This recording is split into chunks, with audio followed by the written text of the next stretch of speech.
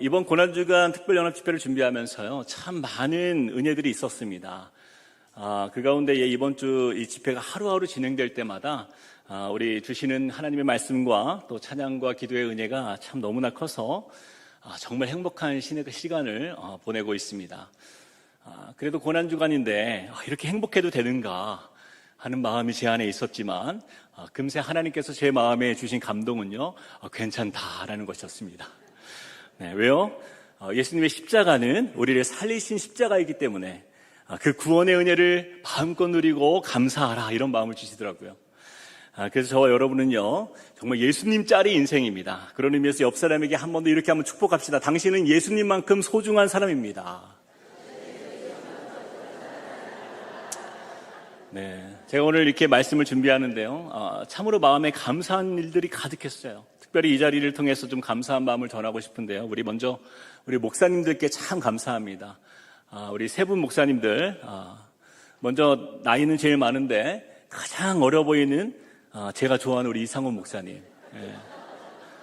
그리고 나이는 제일 어린데 가장 형님 같은, 그래서 너무나 배울 게 많은 우리 김영윤 목사님 하시고요. 그리고 저랑 나이도 동갑이고 아이도 넷입니다. 심지어 키도 몸무게도 비슷한 제 친구인 우리 안영주 목사님. 네, 참 이분들이 저를 감사합니다. 네. 우리 이분들이 정말 저를 사랑해 주시고 또 챙겨주신 덕분에 제가 뒤처지지 않고 그동안 목회를 배우면서 또 따라갈 수 있었고, 또 지금 이 자리까지 설 수 있었습니다. 너무나 감사드립니다. 그리고 더 감사한 분들이 계시는데요, 여기 계신 우리 성도님들이십니다.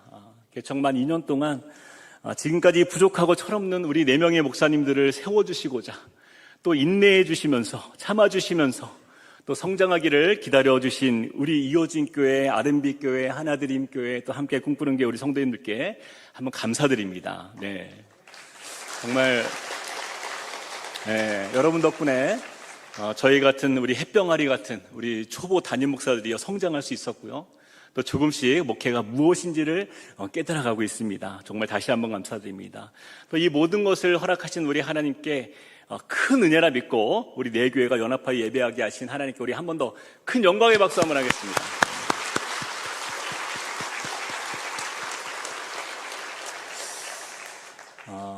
주홍글 씨의 작가로 유명한 너세니얼 호소는요, 초등학교 교과서에도 실릴 만큼 유명한 작품을 하나 쓰게 됩니다. 그 제목이 큰바위 얼굴이라는 작품이에요. 미국의 어느 작은 마을에 큰바위 얼굴이라는 거대한 그 얼굴 모양의 바위산이 있었습니다. 근데 그 마을에는요, 한 가지 전설이 내려왔는데 언젠가 이 바위와 닮은 위대한 주인공이 등장할 것이다. 그런데 그 마을에 사는 아주 평범한 아이였던 소년 어니스트는요, 그 큰바위 얼굴을 닮은 그 전설의 주인공이 언제 나타날까 평생을 기다렸다는 것이에요. 결국 그 소년은요, 노인이 되기까지 그 큰바위 얼굴을 기대할 만한 4명의 인물들을 만나게 되는데, 먼저 한 명은 유능한 재력가였고, 또 한 명은 유명한 장군이었고, 또 성공한 정치가도 만났고요, 그리고 실력 있는 시인도 만나게 됩니다. 그러나 안타깝게도 이들 모두가 그게 기대했던 그 큰바위 얼굴은 닮지 않았던 거예요. 그렇게 평생을 큰바위 얼굴을 바라보며 살았던 이 어니스트는요, 나이가 들고 또 노인이 되었을 때쯤 어느 날 마을 사람들이요, 그 노인이 된 어니스트를 바라보면서 이렇게 말합니다. 당신이야말로 저 얼굴이랑 정말 비슷한 것 같습니다. 그러자 하나둘씩 이 말에 동의하면서 놀라워할 때에 어니스트는요, 분명히 저보다 더 훌륭한 인물이 나타날 것입니다 라고 겸손하게 말하면서 그 자리를 떠났다라는 이야기입니다. 서양의 명언 중에 오랫동안 꿈을 그리는 사람은 마침내 그 꿈을 닮아가는 것이다 라는 말이 있는 것처럼요, 우리 인간은 무엇에 집중하고 또 무엇을 바라보는 거에 따라서 우리의 삶의 그 가치와 삶의 모습과 또 삶의 열매가 변화되고 달라지게 될 것이기 때문이에요. 오늘 본문 말씀은 이 땅을 살아가는 믿음의 성도들이 무엇을 향하여 우리의 시선을 고정하며 바라보아야 하는지를 분명하게 말씀해 주십니다. 우리 함께 2절 말씀을 큰 소리로 읽어보겠습니다. 시작. 믿음의 주여 또 온전하게 하시는 이인 예수를 바라보자. 그는 그 앞에 있는 기쁨을 위하여 십자가를 참으사 부끄러움을 개의치 아니하시더니 하나님 보좌 우편에 앉으셨느니라. 히브리서 기자는요, 우리가 바라보아야 할 그 대상의, 믿음의 대상을 누구라고 말씀하고 있어요? 그렇죠. 믿음의 주요 온전하게 하시는 그 예수를 바라보라 말씀하고 있습니다. 여기서 이 바라보라는 단어를요, 영어로 fix on이라는 단어를 사용했는데, 이 말은 한 곳에 시선을 고정한다라는 의미예요. 마치 사격장에서 이렇게 총을 쏠 때 그 목표물을 향하여서 고정하는 그것처럼 곁눈질하지 않고 우리의 시선을 고정하는 것, 바로 그것을 의미합니다. 그리고 이 의미에는 한 가지 뜻이 더 내포되어 있는데요, 무언가를 결정한다라는 뜻이 그 안에 있어요. 그래서 이처럼 예수를 바라보라는 것은 우리의 마음으로 결정하고 곁눈질하지 않고 예수 말하는 그 목표에 온 신경을 집중하여 시선을 고정하는 것, 바로 이렇게 설명할 수 있는 것이죠. 제가 예전에 한 목사님이요, 몽골의 단기 선교를 다녀온 이야기를 책을 통해서 읽게 되었는데요, 이 목사님이 20여 명의 청년들과 함께 몽골에 가기 위해서 비행기를 탔습니다. 그런데 청년들이 웅성웅성하더라는 거예요. 그래서 무슨 일인가 봤더니 지금은 돌아가셨지만 당시에 세박사로 유명한 경희대 교수님이었던 윤무부 교수님이 그 비행기에 탔던 거예요. 그래서 이 목사님이요, 이 복음을 전하러 몽골로 떠나는 단기 선교니까 이 세박사 교수님을 먼저 전도해야 되겠다라는 다짐을 하고는 비행기 좌석에 여유가 있어서 그 인사를 하러 그 옆에 앉았습니다. 그런데 앉자마자 그 세박사 교수님이요, 목사님에게 먼저 말을 꺼내는 거예요. 안녕하세요. 이렇게 인사를 하면서, 목사님, 새에 대해서 아십니까? 새는요, 절대 목사님을 배신하지 않습니다. 새가 얼마나 우리를 행복하게 하시는지 아십니까? 그러면서 3시간이 넘는 비행기 시간을 정말 그 한국 새와 몽골 새가 어떻게 다른지, 몽골에는 얼마나 아름다운 새들이 있는지, 이 새들이 얼마나 신비하고 대단한지에 대해서 정말 쉬지 않고 이야기를 하는데, 이 목사님이요, 혼이 나갈 정도로 말할 틈을 안 주더라는 거예요. 그렇게 정신없이 계속 듣기만 하다가 한마디도 못하고 비행기에서 내렸다라는 거예요. 그래서 너무나 분하고 속상했던 거예요. 그리고는 잊고 있었는데, 이제 몽골에서 이제 선교를 마치고 한국으로 돌아오는 비행기를 탔는데 마침 그 세박사님을 다시 만난 거예요. 그래서 어떻게 일정이 이렇게 같았는지, 이것은 분명 하나님께서 나에게 주신 기회다 이렇게 여기고, 이번에는 내가 꼭 복음을 전하리라 이렇게 다짐하고는요, 그 옆에 다시 앉았습니다. 앉자마자 그 교수님이요, 이번에도 먼저 말을 걸더니, 목사님, 몽골에서 새 보셨습니까? 새는요, 절대로 목사님을 배신하지 않습니다. 새가 우리를 얼마나 행복하게 하시는지 아십니까? 하면서 이번에도 역시는 말할 틈을 주지 않고 이 몽골에서 그 연구한 그 새의 종류들이 얼마나 많은지, 이 새롭게 발견한 새의 특징들이 얼마나 신비하고 대단한지, 새가 우리 사람들에게 얼마나 큰 기쁨을 주는지, 정말 돌아오는 3시간 동안 이건 새 종교에게 전도되어서 온통 새 이야기만 듣다가 예수는 한마디도 못 전하고 비행기에서 내렸다라는 이야기예요. 여러분, 하나님의 피조물인 그 새만 바라보고 살면서도 나름 이렇게 인생의 행복과 아름다움을 발견할 수 있다라고 한다면요, 그런 새들뿐만 아니라 온 세상의 동물들과 이 모든 자연과 우주를 직접 디자인하시고 창조하신 그 하나님의 위대하심을 바라볼 수 있는 사람은요, 그 새들이 주는 겨우 그 어떤 감동과는 비교할 수 없는 그 창조주의 경이로움 앞에서 감탄과 감격을 누리게 될 줄 저는 믿습니다. 사랑하는 성도 여러분, 오늘 우리는요, 무엇을 바라보며 살고 있는지를 우리 스스로에게 한번 질문을 해가면서 이 시간 주님께 나아가길 원해요. 왜 그래야 됩니까? 무엇을 바라보는가, 바로 이것이 우리의 신앙이기 때문이에요. 조금 전에 나는 그 새 박사님의 훌륭한 업적과 연구는요, 참으로 높이 살만하지만, 만약에 그저 겨우 그것이 그 인생의 전부라고 한다면요, 안타깝지만 그 신앙은요, 새를 숭배하는 그냥 우상을 섬기는 신앙일 뿐인 거예요. 저는 이 땅을 살아가는 저와 여러분이 그저 이 땅에서 그냥 썩어질 어떤 피조물된 세상의 것들에 우리의 시선이 거기에 빼앗긴 채 살아가는 인생이 아니라, 영원한 생명을 주시되 풍성한 삶을 약속하신 예수 그리스도께 시선이 고정되기를 결정하는 이밤 되시기를 주님의 이름으로 축복합니다. 자, 그렇다면 예수를 바라보는 사람이 누리는 그 은혜가 무엇인지를 이 시간에 두 가지를 함께 나누어 보겠습니다. 먼저 첫 번째입니다. 예수를 바라봄으로 누리는 은혜. 다 같이 한번 읽어볼까요? 시작. 예수를 바라볼 때 모든 무거운 짐을 벗게 됩니다. 아멘. 1절 말씀도 같이 읽어봅시다. 1절 시작. 이러므로 우리에게 구름같이 둘러싼 허다한 증인들이 있으니 모든 무거운 것과 얽매이기 쉬운 죄를 벗어버리고. 아멘. 우리 육신을 가진 인생이요, 이 땅에서 살아갈 때에 참으로 삶이 고되고 힘들다라고 느끼는 이유가 무엇이에요? 우리가 짊어진 인생에 무거운 짐이 있기 때문이에요. 저는요, 목회를 하면서요, 우리 성도님들을 신방하고 이렇게 상담하면서 정말 이 말씀에 더욱 공감하게 됩니다. 여러분 혹시 살면 살수록 나는 정말 세상 살맛나, 하루하루가 너무나 기쁘고 난 즐거워라고 하시는 그런 분들이 계십니까?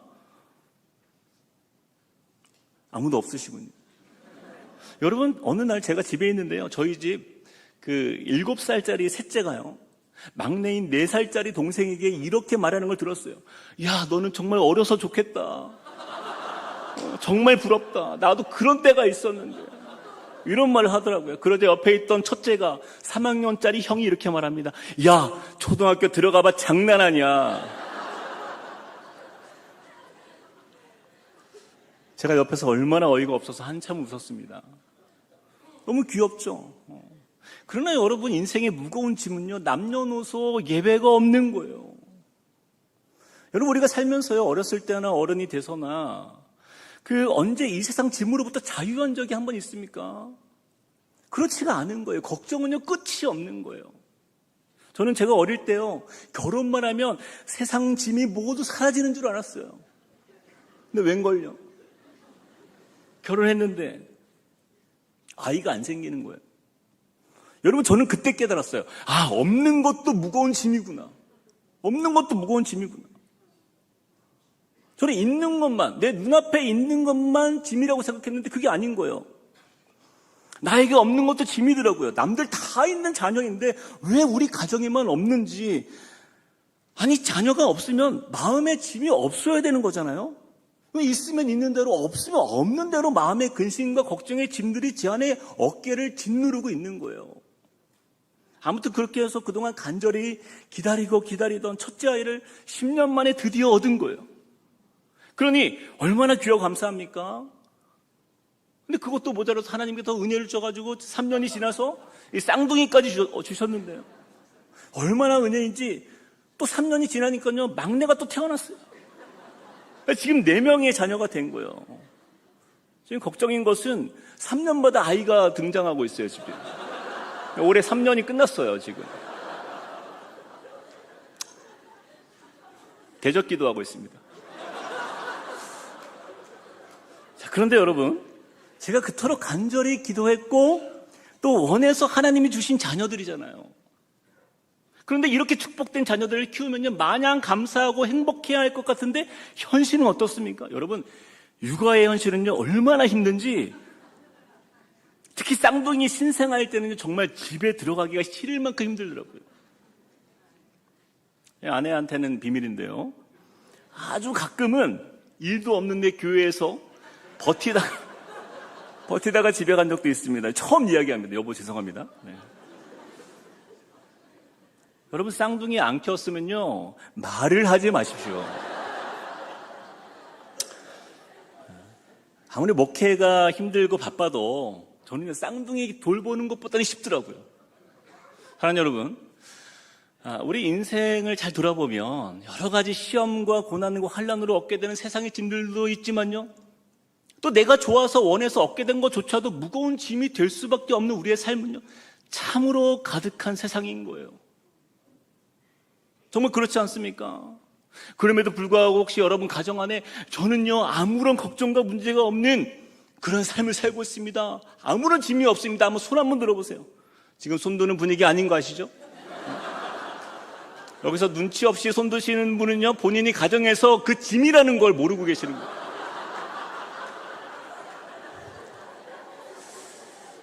자, 이처럼 모든 가정마다 다 무거운 짐이 있는 거예요. 그럼 우리에게 예수님은요, 너무나 놀라운 말씀으로 우리에게 다가오십니다. 마태복음 11장 28절, 우리에게 너무나 복음의 메시지예요. 같이 한번 읽어봅시다. 시작.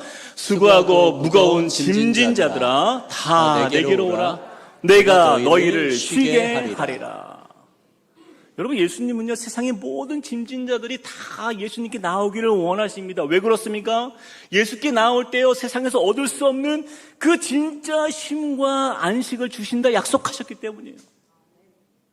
그러나 이 말씀의 뜻을 우리가 잘 기억해야 돼요. 예수님께서요, 무거운 짐을 가진 자들아 다 내게로 오라 이렇게 말씀하실지라도 우리가 그분을 바라보지 않으면 나아갈 수가 없는 거예요. 우리가 결단하고 주님을 바라보기로 그렇게 주님 앞에 서는 자만이 예수님을 향하여 나아갈 수 있고 그 사람들이 바로 그 안식을 누리게 되는 것입니다. 자, 그런데요, 우리가 방금 읽은 이 28절에 이어서 29절, 30절 말씀에 보면 우리가 좀 잊어서는 안 될 중요한 말씀을 우리에게 가르치십니다. 우리 함께 마태복음 11장 29에서 30절 읽어보겠습니다. 시작. 나는 마음이 온유하고 겸손하니 나의 멍에를 메고 내게 배우라. 그리하면 너희 마음이 쉼을 얻으리니 이는 내 멍에는 쉽고 내 짐은 가벼움이니라 하시니라. 여러분, 예수님은 나는 마음이 온유하고 겸손하니 모든 짐과 멍에를 없애주시겠다라고 말씀하십니까? 아니에요. 여러분, 성경을 잘 보면 그 짐을 사라지게 하겠다 말씀하시지 않고요, 그 짐을 바꾸어 주시겠다 말씀하고 있어요. 우리가 세상사로 우리가 짊어진 그 고통의 멍에를 벗어버리고 예수님이 새로 주시는 멍에와 예수님이 새로 주시는 그 짐으로 바꾸어 매라 말씀하고 있습니다. 나의 멍에를 메고 내게 배우라. 이는 내 멍에는 쉽고 내 짐은 가벼움이라. 이런 멍에가 무엇입니까? 멍에는요, 어떤 쟁기나 수레를 끌기 위해서 소나 나귀 등의 그 목에 가루얹는 그 막대를 말하지 않습니까? 즉, 이 말씀은요, 이 세상사에 시달리며 고통받는 이 땅의 그 종과 같은 이 육신에 매여 무거운 짐을 졌던 그 인생에서 이제는 예수를 바라봄으로 그 예수의 멍에를 매는 삶, 다시 말해서 예수께 매인 인생은요, 우리의 주인이 세상에서 누구로? 예수로 바뀐 인생이라는 거예요.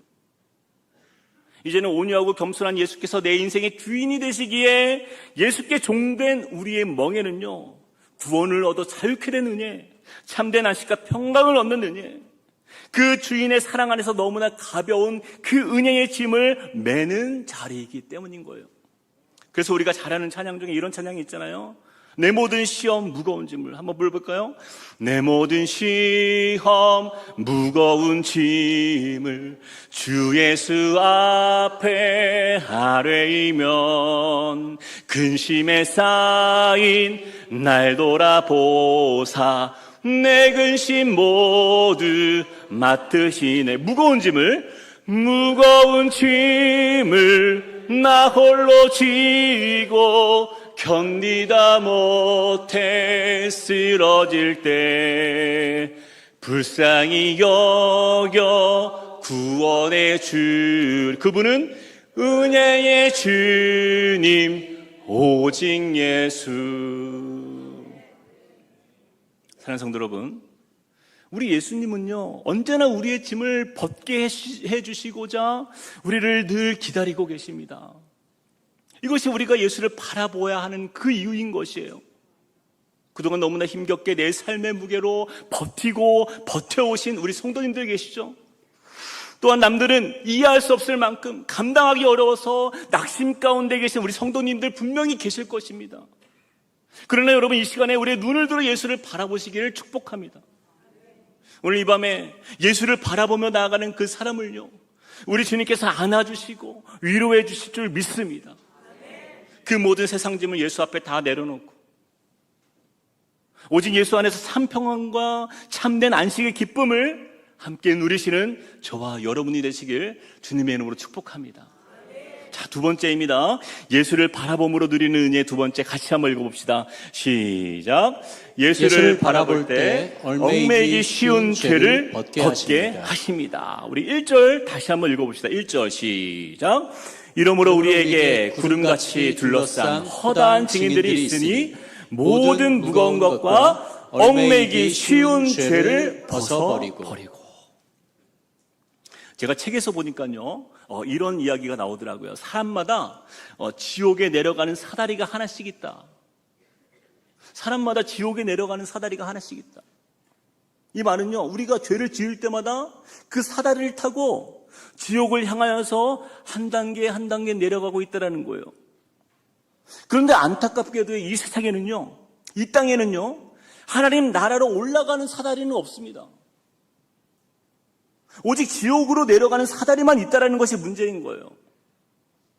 그런 소망 없는 우리에게 예수님은요, 우리의 그 죄 문제를 해결하기 위해서 놀라운 일을 이루셨는데 바로 그 죄값을 치르기 위해서 몸소 십자가에 달려 죽으심으로 하나님과 사람 사이를 연결해주는 그 사다리가 되어주신 것이에요. 그러므로 십자가는요, 구원의 다리입니다.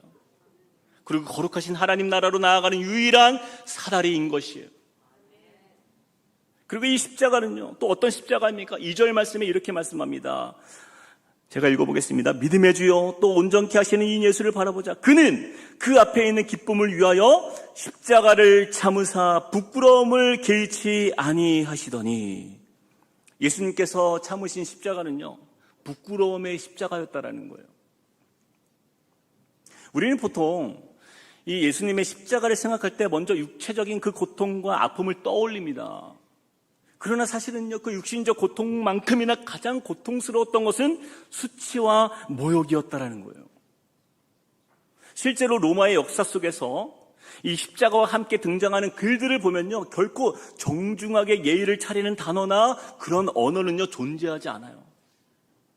오히려 십자가 자체가 욕설이었기 때문에 당시 로마 사회에서는요, 이 십자가에 해당하는 단어 이 자체를 모욕적인 언어라 여겨서 입에 담기를 금했을 만큼 가장 저주스럽고 치욕적인 단어가 바로 십자가였기 때문입니다. 다시 말하면 예수님께서 십자가를 참으신 것은요, 극심한 그 육신적 고통을 감당하신 죽음이기도 했지만 또한 모든 사람에게 버림받는 가장 혐오스러운 자리였고 또한 저주와 모욕과 경멸과 수치를 감내해야 하는 비참한 자리였던 것이에요. 그런데 왜 예수님께서 이런 모든 아픔을 기꺼이 감당하셨다라고 말씀하고 있어요? 우리 다시 한번 2절 말씀을 강조된 부분을 유념해서 한 번 더 읽어보겠습니다. 시작. 믿음의 주여 하시는 이인 예수를 바라보자. 그는 그 앞에 있는 기쁨을 위하여 십자가를 참으사 부끄러움을 개의치 아니하시더니 하나님 보좌 우편에 앉으셨느니라. 네, 이 말씀을 보니까요, 그는 그 앞에 있는 기쁨을 위하여.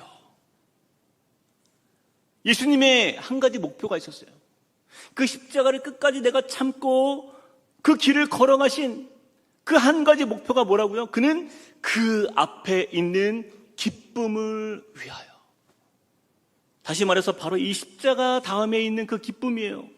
바로 이것을 위하여 예수님은요, 그 십자가의 고통을 다 참아내신 거예요. 그리고 모든 부끄러움과 수치를 개의치 않으셨다라는 것입니다. 아니, 그렇게 그 기쁨이 도대체 무슨 기쁨이길래 어떻게 이런 고통과 수치를 예수님은 다 마다할 수 있었는가? 도대체 이 기쁨이 무슨 기쁨입니까? 요한복음 14장 1에서 3절까지 말씀 우리 같이 한번 읽어봅시다. 시작. 너희는 마음에 근심하지 말라. 하나님을 믿으니 또 나를 믿으라. 내 아버지 집에 거할 곳이 많도다. 그렇지 않으면 너희에게 일렀으리라. 내가 너희를 위하여 거처를 예비하러 가노니 가서 너희를 위하여 거처를 예비하면 내가 다시 와서 너희를 내게로 영접하여 나 있는 곳에 너희도 있게 하리라. 아멘. 예수님은요, 저와 여러분을 위하여 아버지 집에 거처를 예비하셨다라고 말씀하는 거예요. 그리고 중요한 말씀, 내가 너희를 영접하여 나 있는 곳에 너희도 있게 하리라. 바로 이것이 예수님의 기쁨인 거예요. 예수님은요, 저와 여러분이 그 천국에, 저 하나님 나라에 들어오게 될 텐데 이것이 바로 나의 기쁨이라는 거예요. 그 기쁨을 위하여 예수님은 십자가를 참아내셨다라는 것입니다. 여러분, 이것이 얼마나 우리에게 감동적인 말씀입니까? 그 천국을 누리게 될 사람이 누구예요? 우리잖아요, 우리. 너무 어려운 질문입니까? 우리잖아요, 우리. 그런데 예수님은요, 저와 여러분을 어때요? 소중하게 여기시고 얼마나 아끼고 사랑하시는지, 우리가 그 천국에 입성하여 놀라며 기뻐하게 될 우리의 모습을 주님이 바라보시면서 그것을 보고 감탄하고 좋아하신다라는 거예요. 이것이 그분의 기쁨이라는 거예요.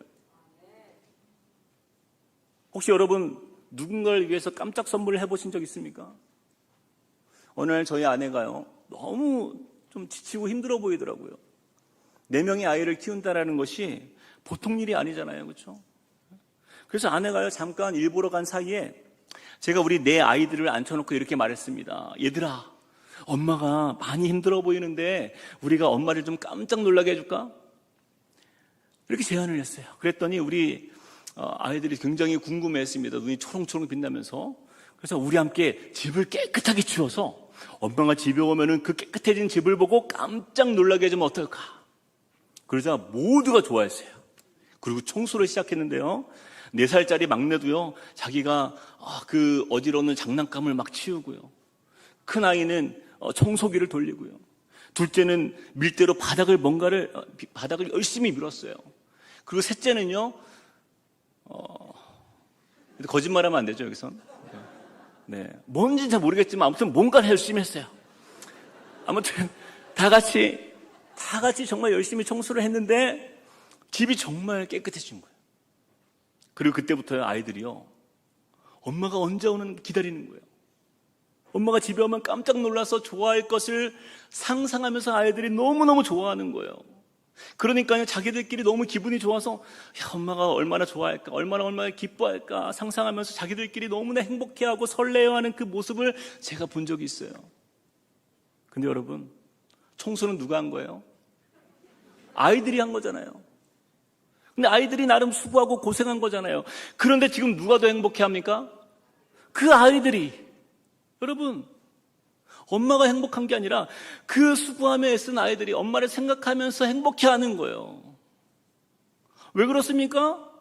엄마가 기뻐할 모습을 상상하기 때문이에요. 여러분, 이것이 바로 예수님의 마음인 거예요. 이렇게 얘기했는데도 이해를 못하시는 분들을 위해서 제가 한 가지 더 설명하겠습니다. 여러분, 명절이 되면요, 가족들이 자녀를 데리고 부모님을 이렇게 찾아뵈러 가잖아요, 그렇죠? 저희도 명절 때마다 고향에 계신 우리 부모님들 찾아뵙고 인사를 하러 갑니다.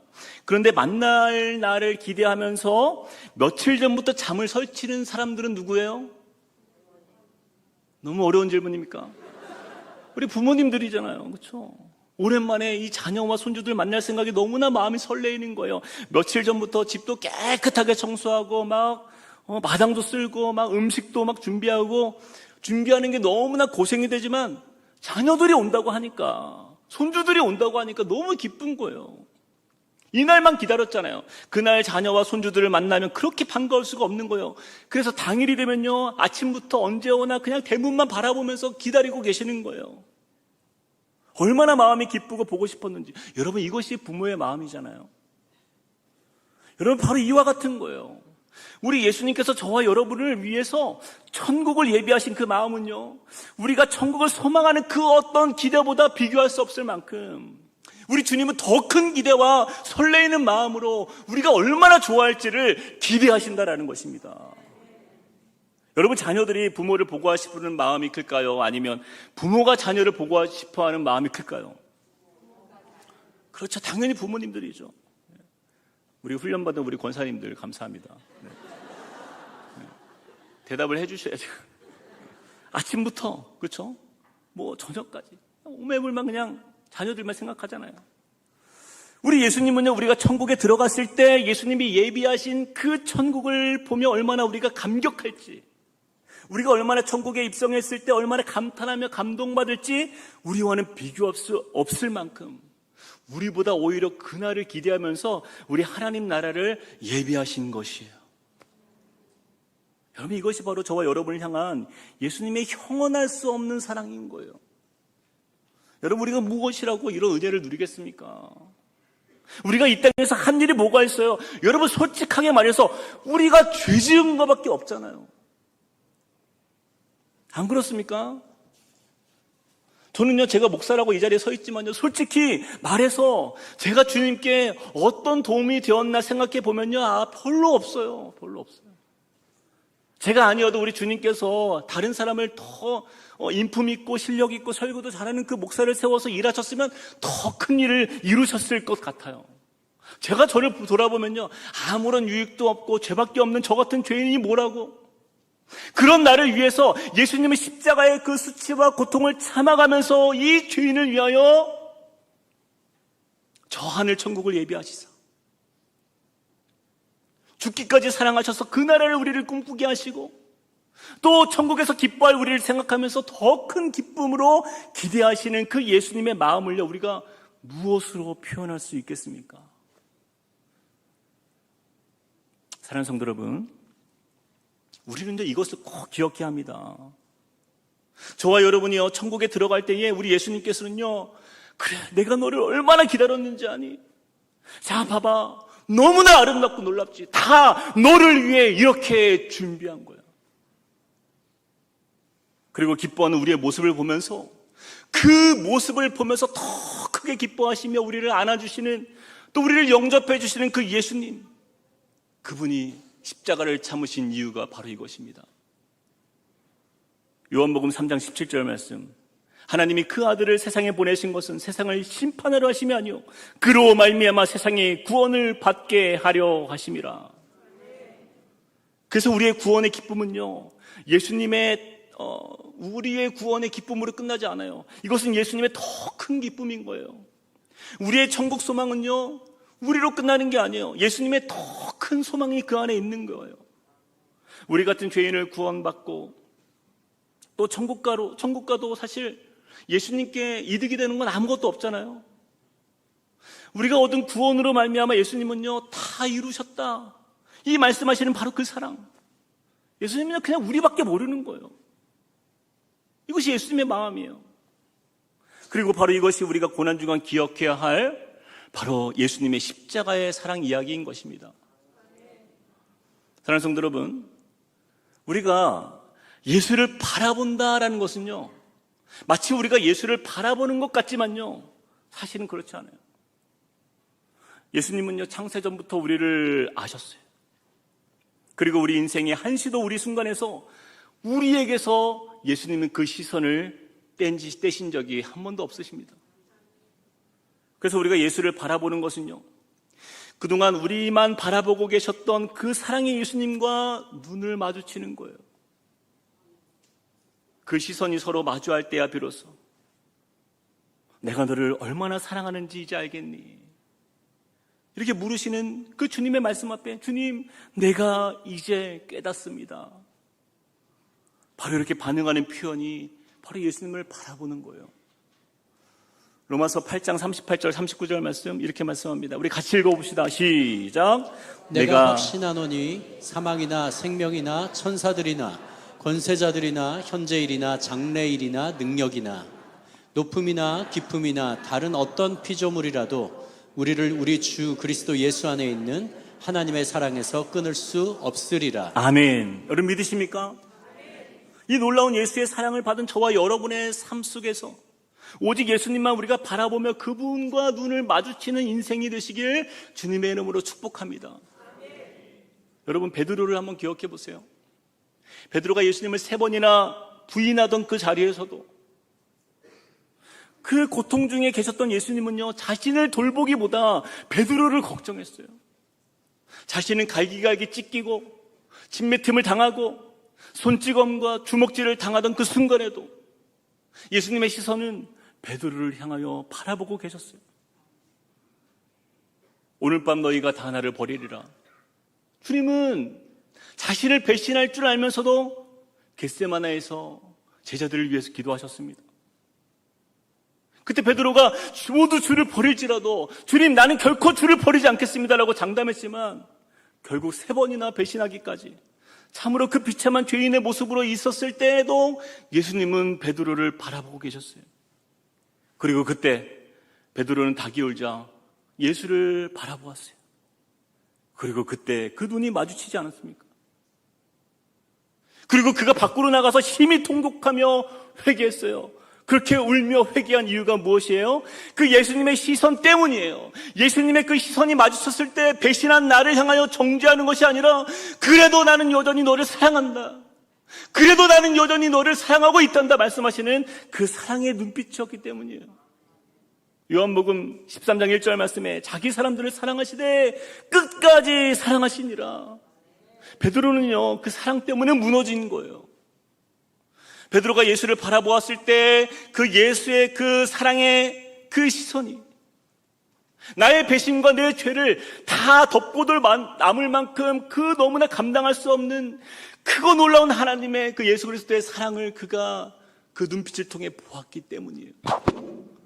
사랑하는 성도 여러분, 그래서요, 여러분 죄를 끊으려고 하지 마십시오. 내 힘으로 죄를 끊으려면 끊을수록 우리는 베드로처럼 그 죄의 늪에 더 빠져갈 것이에요. 우리가 얽매이기 쉬운 죄를 바라보면서 또 낙심하고 절망을 반복할 게 아니라요, 우리가 해야 할 일은 무엇이에요? 예수를 바라보는 것입니다. 이렇게 죄투성이고 죄로 가득한 나를, 그럼에도 불구하고 지금도 여전히 사랑하시는 그 예수님의 시선을 마주할 때 우리는요, 그 사랑 앞에 무너질 수밖에 없는 거예요. 우리가 무너질 때 진정한 회개가 그곳에서 일어날 줄 믿습니다. 우리가 그 사랑에 뒤덮일 때 변화가 나타나기 시작하는 거예요. 우리가 그 십자가 사랑의 의미를 깨달을 때 그때서야 비로소 새로운 삶이 시작될 줄 믿습니다. 베드로가 밖에 나가서 심히 통곡하니라. 그날 이후로 베드로의 인생은요, 완전히 달라졌어요.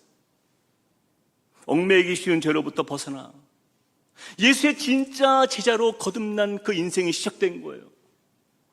예수님의 사랑, 바로 이것이 십자가의 능력입니다.